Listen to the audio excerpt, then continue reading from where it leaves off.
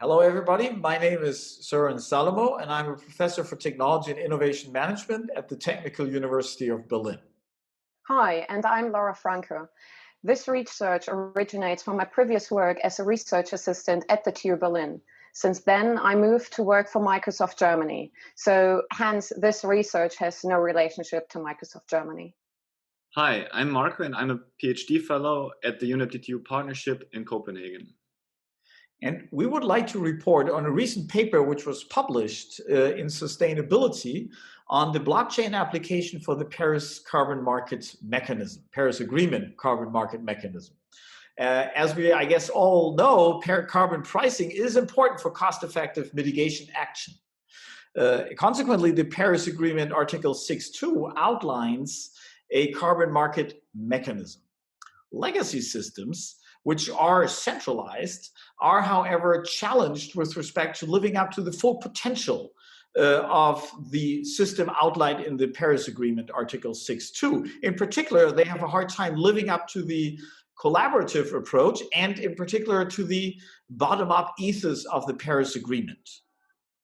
That introduces a number of relevant accounting challenges which novel systems need to address. So one of these novel systems could be blockchain technology. But with all technologies, blockchain has certain benefits and trade-offs besides its young age.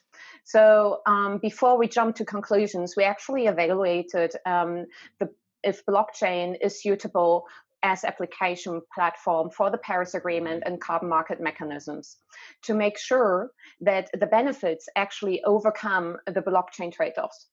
And in the paper, we present a decision framework with 8 consecutive classifiers, in which each classifier represents a certain characteristic attribute of the blockchain technology.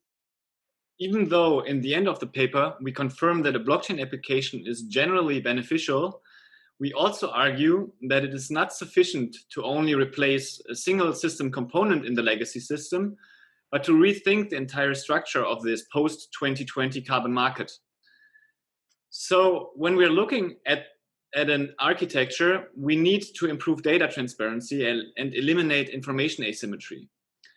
As a response to this challenge, we outline an architecture that replaces the separate data silos in the legacy systems with a blockchain-based meta-registry platform.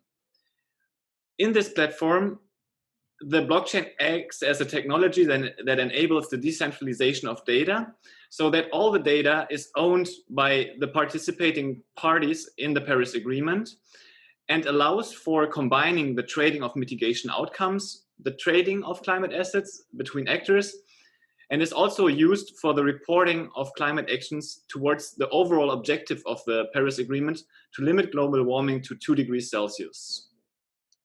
To develop such a system, which essentially is decentralized and living up to the bottom-up ethos of the Paris Agreement, you need to create these systems in a co-created way. You need to integrate users, participating parties. And you need to do that to find the right design of that system, which finds acceptance by the users. So we have on the one side the acceptance by the users, and on the other side the technological opportunities, and the system needs to integrate these 2 perspectives in an adequate way. As such, we understand our paper also as an impulse to the ongoing negotiations on Article 6 of the Paris Agreement. Have fun reading our paper. Thanks for watching.